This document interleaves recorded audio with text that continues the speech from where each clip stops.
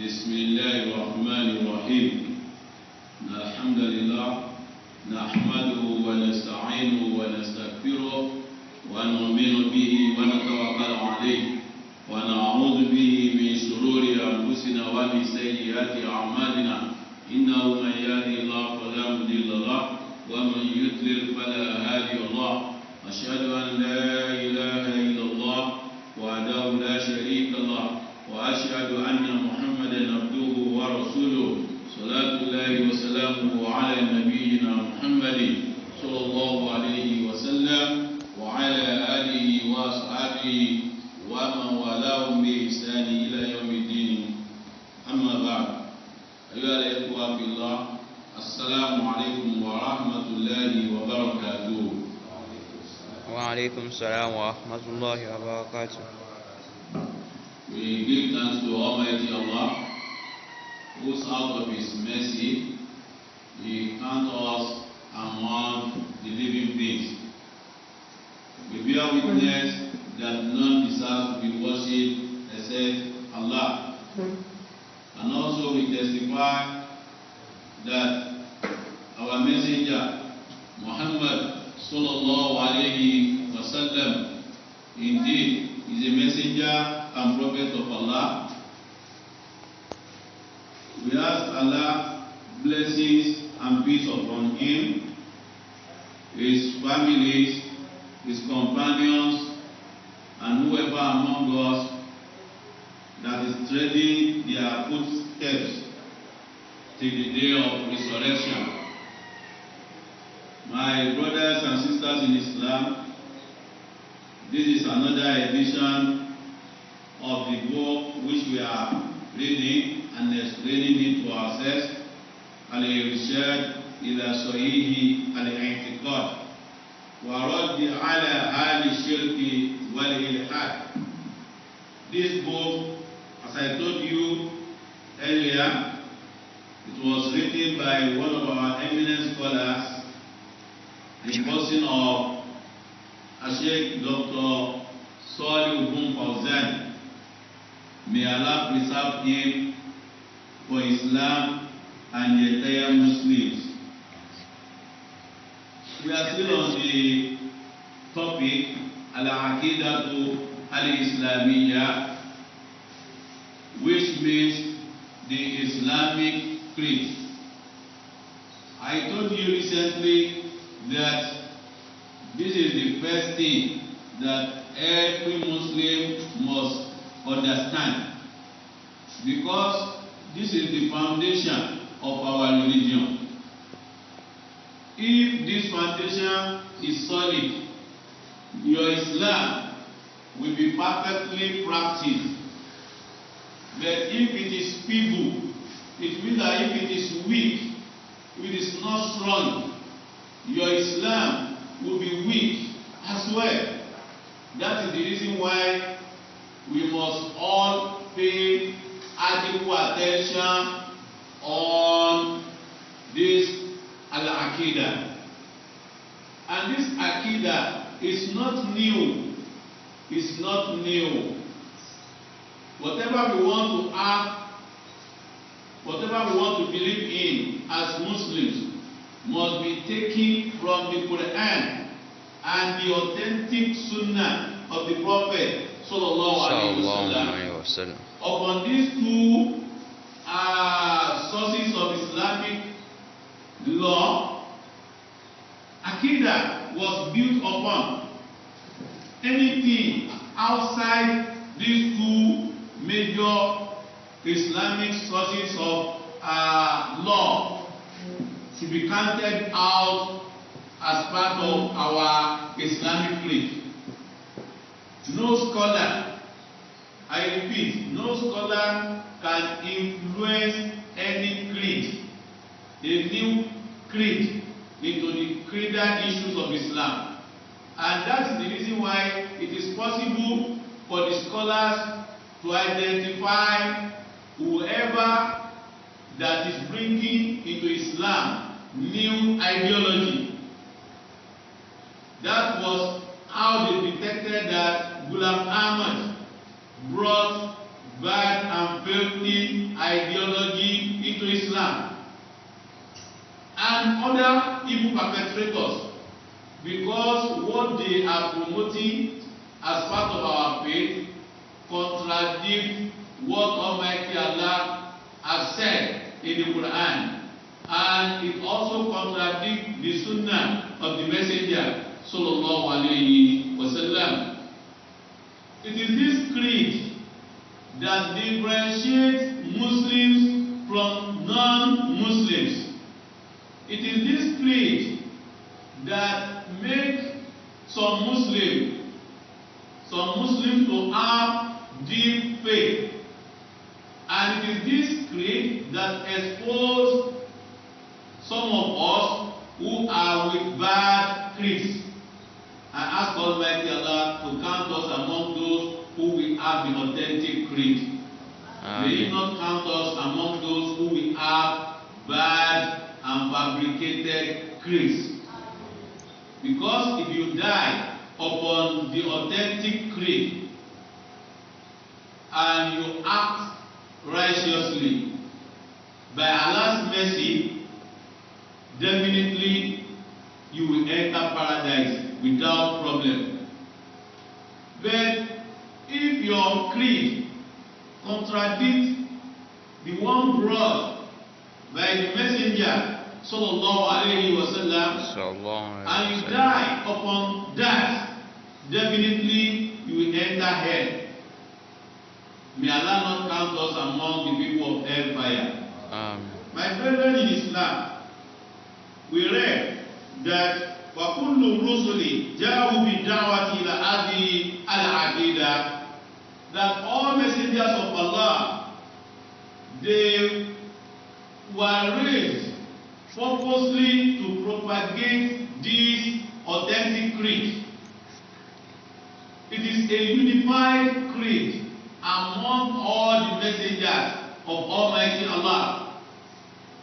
وَكُلُّ الْكُتُبِ الْإِلَهِيَّةِ نُزِلَتْ لِبَيَانِهَا, and all the books that were revealed by Almighty Allah, they were all revealed purposely to explain this creed or creedal matters. وَبَيَانُ مَا يُبْتِلُهَا, all these books also explain those things that can nullify this creed. Those things that can spoil, that can destroy our creed, all the authentic book from Almighty Allah, they explain it to us.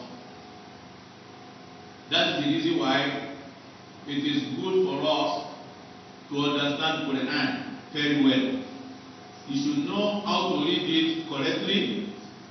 If possible for you, try to memorize everything, and also don't neglect the aspect of the meaning.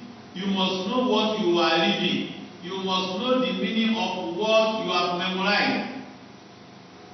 This is the area that majority of we Muslims in southwestern part of Nigeria, that I can say typically living lack.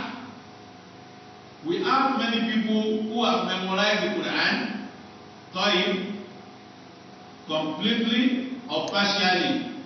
We are. But if we should think of the population of those who know how to read Quran very well,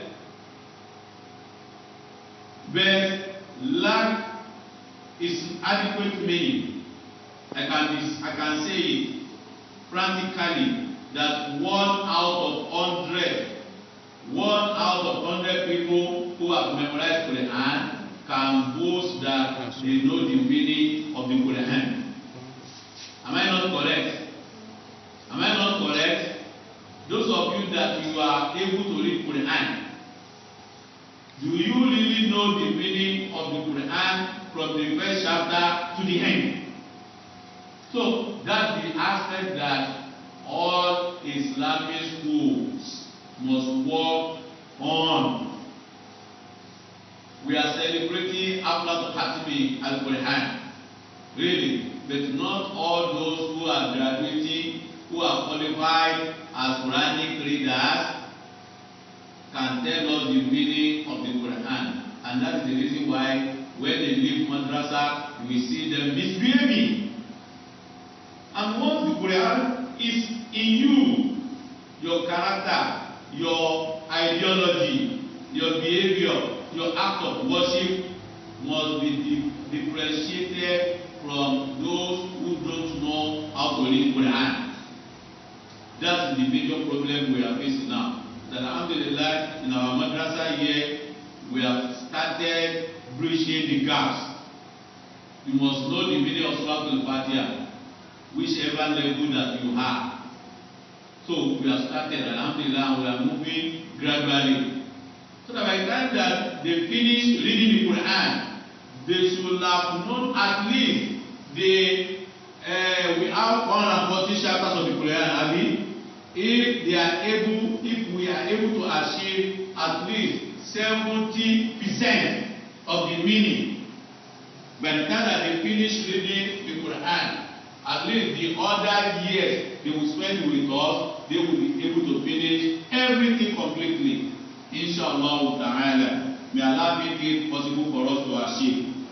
If we know the meaning of the Quran, we will find it difficult to drink alcohol. We find it difficult to engage in fornication or adultery. We find it difficult to smoke Indian ends. We find it difficult to engage in illicit drugs and other devilish acts. But since we don't know the meaning of what we are reading, that's the reason why we have criminals among us who can read Quran fluently. There was a video I saw recently, or 2 or 3 years ago, sir, and I even saw it this year. There was one man that was reading, I think it was Surah Al-Fursoh or Surah Al-Toha, offhand, while smoking Indian hemp. I didn't mean that we really understand that Quran. You wouldn't engage in smoking. So that is one aspect. And also, once you possess the correct Aqeedah, you will not find it difficult to follow whatever Prophet Sallallahu Alaihi Wasallam has said, because his traditions, his sunnahs are of 2 types. There is one that has to do with the creed, with Aqeedah. We must never reject that. There are some traditions that relate with the act of worship. It's of 2. There are some that are close to the compulsory aspect of worship. We must never neglect that. But the other one that are voluntary, supererogatory, if you wish, you can do it. If you don't wish, you can leave it. If you do it, you will have your reward. If you don't do it, you will not be punished for that. But you won't have that reward. Am I communicating? So that is that. And from these 2 sources, that is where we derive Islamic creed. I'm just explaining this to us so that whenever you hear that the Prophet ﷺ has condemned using charms or amulets, you will not find it difficult to reject, simply because it is from the Sunnah, it is from the Hadith, it is not from the Quran. But if you have deep knowledge of Islam, you will know that there are verses that support us in the Quran. In Surah Al-Baqarah, I think it's verse 102. That was what we studied in the class yesterday, where Almighty Allah negates using of charms and amulets, where he said that وَمَا يُعَلِّمَانِ مِنْ أَحَدٍ, none of the angels, none of the leader of the 2 angels did not teach them إِلَّا أَنْ يَقُولَ except that they tell them that what we are teaching you is nothing but what? Fitna, tribulation for you. We are teaching you this magic, but it is a fitna for you. It is a trial. Therefore, don't practice it. That is what the verse is telling us. So one the Quranic verse is warning us from learning magician or sorcery or how to produce charms and amulets. What is it telling us? Is that we should not do it. Even if you are not the one producing it, you must never consult the person that is producing charms, black magic. Not to talk of wearing it. Because there is one hadith where the Prophet ﷺ asked a companion to remove the ring that will give him power to be able to do things. The Prophet ﷺ and here, remove it. It will just increase your weakness. And if you die upon this, you will never succeed. You will never succeed. In that word of not so in Islam. About the band so think we will see you get him away, He is inviting you to what will destroy you in this world and in the hereafter. And most especially, you will enter hellfire for life if you engage in black magic. So, wabayanu ma yubtiluha wa yunakiduha how yumkisuha. Almighty Allah has sent the books that will explain to us what will nullify or will destroy or will spoil the authentic creed for us. Allah has revealed it in His books and especially in the Quran. All what can destroy our faith, Allah has analyzed it for us. And these are what we want to study in this book. What will make us to be a strong Muslim, not a weak one. What will make you to uphold to the truth of Islam, whether you are in a happy mood or you are in a distress, whether you are in a hardship, that faith will make you to feel stronger. Torí pé tí Yorùbá ti ní àwọn àkídà tó yanrantí yẹn, ìgbàgbọ́ rẹ̀ wọ́n bí báyìí. You will not be a strong Muslim, most especially at the period of trials, tribulations. Maybe your work is not going on well, or you have graduated and you are looking for a better job. A year has passed, second year, third year, fourth year, fifth year. If you are not strong in faith, you will lose hope, and that is the reason why it makes some people to abandon Islam for what? Idolatry. Or you are looking for a husband or wife, you couldn't get, you are sick, you are looking for treatment, and you have used all the money that you have. Yes, you are unhealthy. People will be guiding you towards what? Idolatry. The doctor themselves, they have started doing that nonsense now. After they have exhausted all their knowledge, they have done all the treatment they know, and yet you are complaining. They will tell you, Madam or Daddy, you better go to your family and look for a way out. Where they are pushing them to is nothing but what? Idolatry. Ẹlọ́ra babaláwo ti bẹnu fámìlì yìí, àbí ládùúgbò yìí, àbí tẹ́bá mọ̀ nínú ìlú yìí, where only things sure, based on the tests that we do and the treatment we are giving you, it is not medical. It is spiritual war. But you as a Muslim, if you understand Islam very well, you will know that even if they tell you that, you will say, thank you, sir. just go and meet Afa Sunnah that we do ruqya for you. And ruqya ashari'iyya, legal ruqya is allowed in Islam. You go and do that. Muhammad Ali, and with that as well, you will put your trust in Allah, that it is only Allah that can grant you health, good health, and you'll be able to bear all the hardship, that even if it leads to death, you will be satisfied with that. That is the importance of having the correct creed. May Almighty Allah grant every one of us correct creed. وَكُلُّ الْمُكَلِّفِينَ مِنَ الْخَلْقِ أُمِرُوا بِهَا. And all the people that have reached the age of puberty, we have been commanded to possess, to oppose to the authentic creed of Islam. Puberty means that you have reached a stage whereby you can impregnate a girl, or a boy can impregnate you. It is that period that we have become those people that Allah has made religion act compulsory upon. Allah just say a sin, don't mind wa.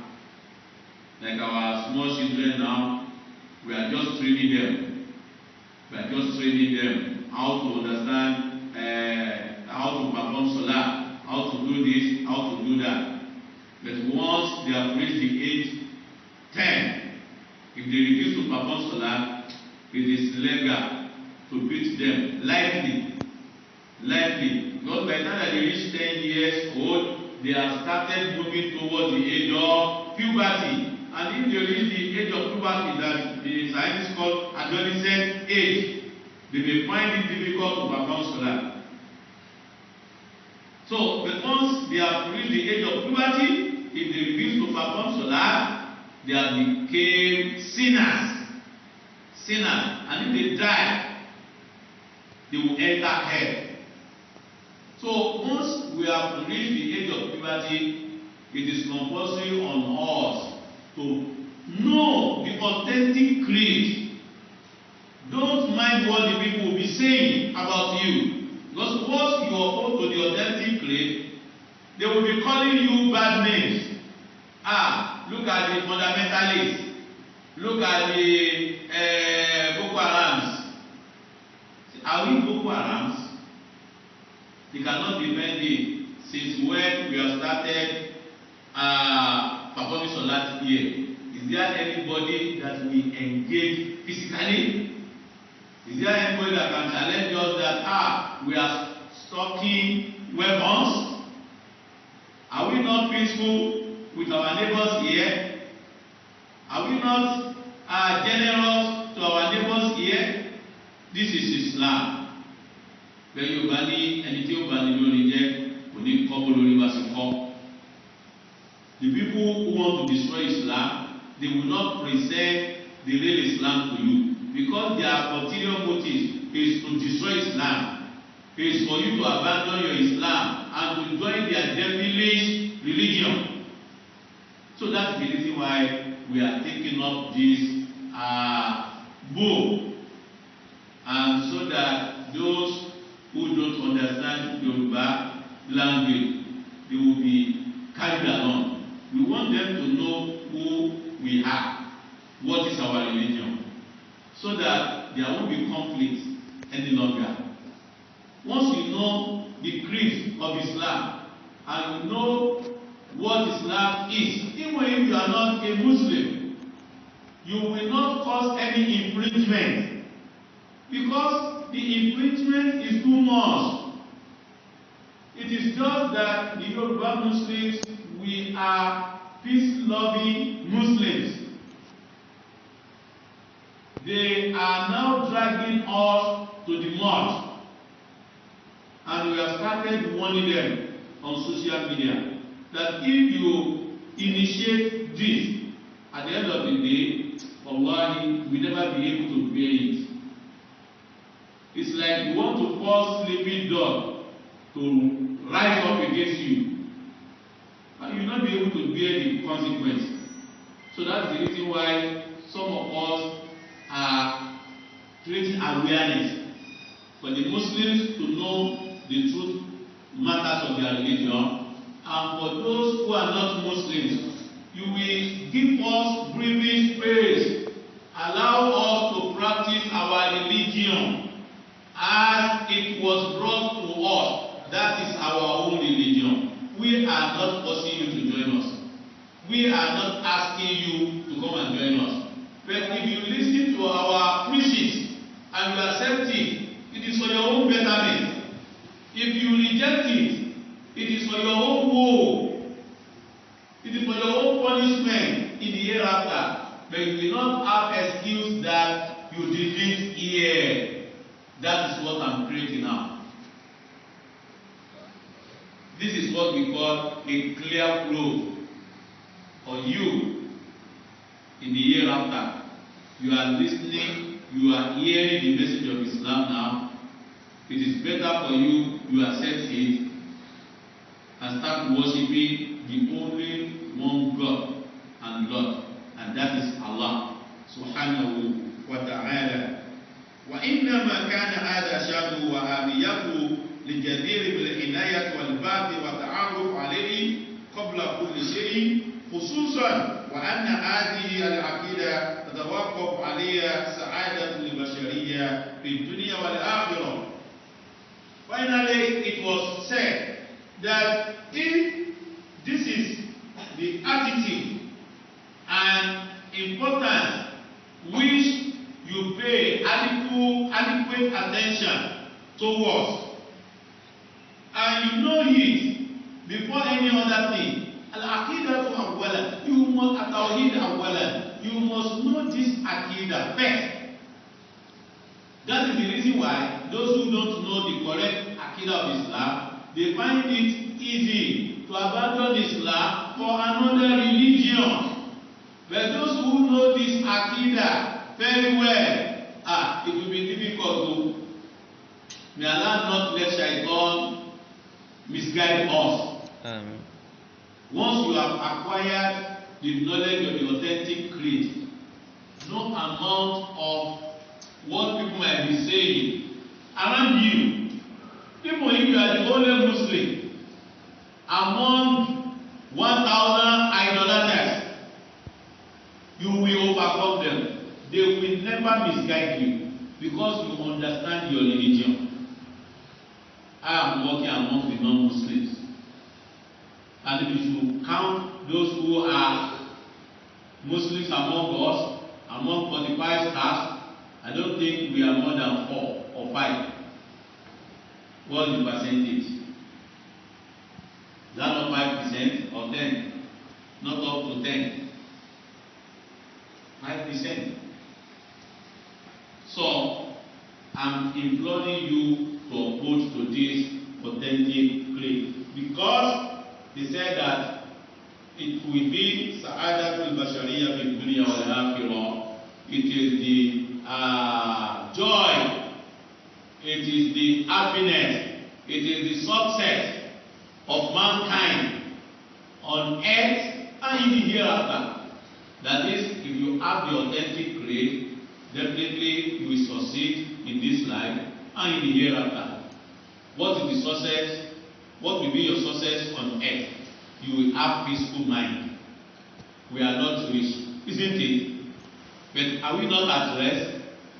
We are at rest. Those who are not at rest, there are many. They may be rich. Some people are very rich in nature. Once they have bad dreams, they will be running enter-skater, isn't it? If we have bad dreams now, as Muslims who understand Islam, are we running enter-skater? No. There is a prayer that the Prophet ﷺ taught us when we have bad dreams. And there are some etiquette. Don't tell anybody about your bad dream. Just recite Surah Al-Ikhlas, Surah Al-Nas, and Surah Al-Falaq, Tiri, Ayat al-Kursi, and just speak towards your left side. And the position, the way and manner you sleep, that will be the end. But the non-Muslims or the Muslims who are with bad creeds, what will they do? In the morning, they will quickly run to their fast.